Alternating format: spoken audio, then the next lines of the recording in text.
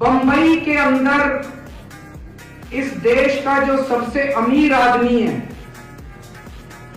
बताते हैं उसका घर वक्फ बोर्ड की प्रॉपर्टी पे बना हुआ है। अस्सलाम वालेकुम रहमतुल्लाहि व बरकातुहू। दोस्तों ये वीडियो बहुत ही ज़्यादा इंपॉर्टेंट है, बहुत ही ख़ास वीडियो है, बहुत ही इंपॉर्टेंट बातें इस वीडियो में आपको पता चलेगा। क्योंकि दोस्तों अगर आप इस खबर को जान लेंगे तो आपको पता चल जाएगा कि बज़ाहिर जो दिखता है वो होता नहीं है, बल्कि अंदर तो कुछ और ही चलता है।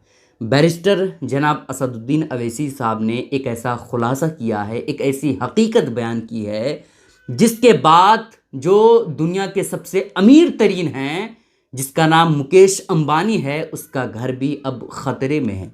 उसका कलेजा भी अब दहल रहा है कि अब मेरे घर के साथ क्या होगा। लेकिन आप थोड़ी सी वीडियो देख करके मत निकलिएगा, बल्कि पूरी वीडियो देखिएगा, आधी जानकारी मत लीजिएगा। इस वीडियो में बहुत अच्छी जानकारी दी गई है और इस बारे में केजरीवाल ने भी अब खुल करके बोला है। आखिर हकीकत क्या है, आइए वीडियो में जानते हैं।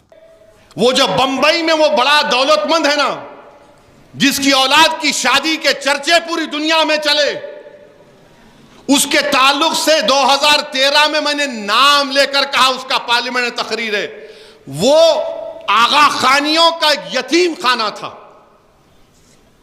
वाकिफ ने कहा कि उस जगह पर कुरान पढ़ाया जाए, तो इस दुनिया के दौलत तरीन आदमी ने उस यतीम खाने को धोखाधड़ी से 20 करोड़ में खरीद लिया और अपना एक बड़ी बिल्डिंग बना दी। तो क्या है इसका मतलब? लिमिटेशन खत्म। जो काबिज है 12-13 साल से लिमिटेशन गया, उन्हें मालिक बन जाता। अच्छा चलो उससे भी नहीं हुआ तो कलेक्टर साहब हैं, कलेक्टर साहब बोल देंगे नो नो नो, मुसलमान ने आपकी नहीं है प्रॉपर्टी, इवैक्यू प्रॉपर्टी है।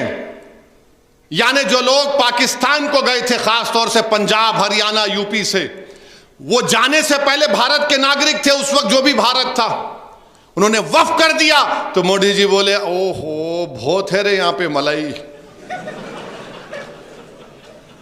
अपने दोस्तों को दे सकता हूं मैं, जिसको पार्लियामेंट में हम लोग बोलते हैं डबल ए।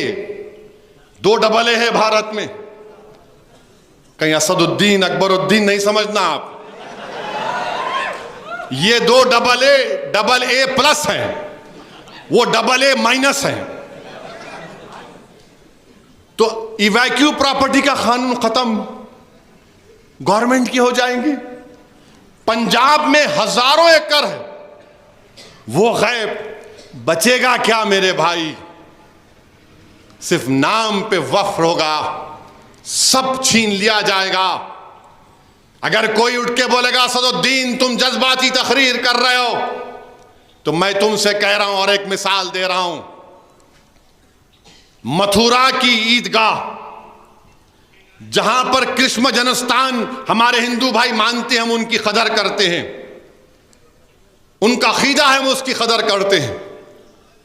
1965 में हिंदू और मुसलमानों ने बैठकर यूपी सुन्नी वक्फ बोर्ड से इजाजत लेकर मुसलमानों ने कहा कि हमारे हिंदू भाइयों से हमारा झगड़ा खत्म करने के लिए हम वक्फ की 8 एकड़ जमीन कृष्ण जन्मस्थान को देते हैं।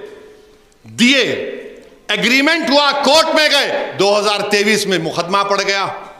अब जब वो ये कानून बन जाएगा तो कलेक्टर बोलेगा गवर्नमेंट प्रॉपर्टी, कलेक्टर बोलेगा है ही नहीं, गई मस्जिद। और जैसा कि हमने सुना कि आरएसएस की जहनियत रखने वाले लोग भारत के कई मसाजिद को कहते हैं कि वो मस्जिदें नहीं थीं। फिर उत्तराखंड में यकसा सिविल कोर्ट उस रियासत में लाया गया। हर तरीके से हमको घेर रहे हैं। एक मुसलमान इनके पास एमपी नहीं है, इनके अलायंस में नहीं है, ना इन्होंने टिकट दिए नरेंद्र मोदी, मगर आज आप आके बोल रहे हैं कि मैं वक्फ की जायदाद को अच्छा करना चाहूंगा। मेरे भाई, ये हमारी शरीयत में मदाखलत है। हमको इबादत करने से रोका जा रहा है भारत के मुसलमानों को। इस तरह का बिल लाकर नरेंद्र मोदी हमको हमारी शरीयत हमसे छीनना चाह रहे हैं। हमको इबादत नहीं करने देना चाह रहे। और ये इनके चमचे दुम छल्ले जो रंग बिरंगी कपड़े पहनकर चापलूसी कर रहे हैं। अरे जालिमो, तुम जब मरोगे ना तो तुम्हारे कब्रिस्तान को गवर्नमेंट डिक्लेयर कर दोगे। तुम्हारी बाप की खबर पर कोई अगर महल बना लेगा तो तुम क्या बोलोगे? मत करो चापलूसी वक्त हुकूमत वक्त की। बंबई के अंदर इस देश का जो सबसे अमीर आदमी है, बताते हैं उसका घर वक्फ बोर्ड की प्रॉपर्टी पे बना हुआ है। गलत तो नहीं कह? वहां की सरकार की हिम्मत नहीं है जो उसको कुछ कर दे। हमारी सरकार अगर वहां होती उसकी प्रॉपर्टी तोड़वा देती।